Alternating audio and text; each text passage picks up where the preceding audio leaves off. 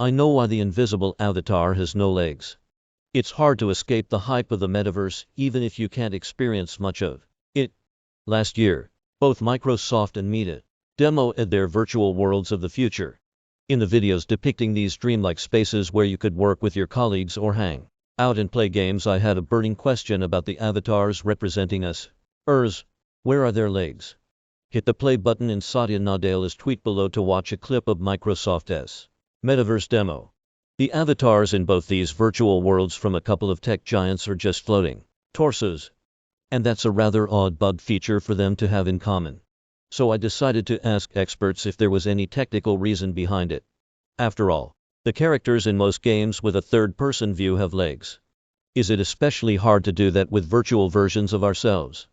A lot of that has to do with sensors. Currently, metaverse experiences are largely restricted to VR headsets.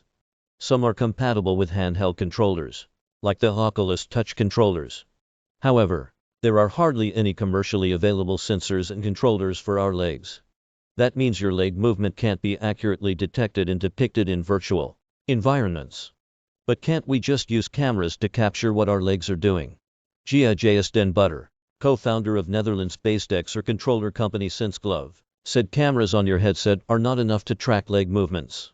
One of the things these metaverses are trying to do is to place your real-life self in a virtual setting.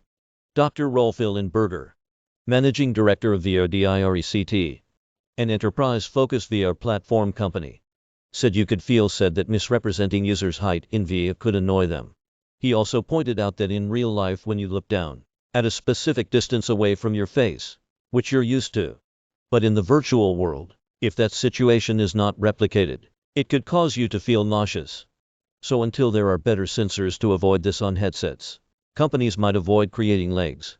With the limited experiences available in current metaverses, movement is largely dependent on teleporting from one place to another. Butter said that in the coming years, we might have in-home devices that'll help us capture movements of legs. If in the future, locomotion becomes our standard way of moving in the metaverse, we will get legs for our avatars. When everyone would have an omnidirectional treadmill at home, making an inverse kinematic model of your legs would not be too difficult, he said. We reached out to Meta and Microsoft to ask about their legless avatars. While Meta didn't comment on the story, Microsoft agrees with some of these points. The company said the legs are coming in future versions. Till then, think of this as a feature, not a bug, and float freely in the metaverse.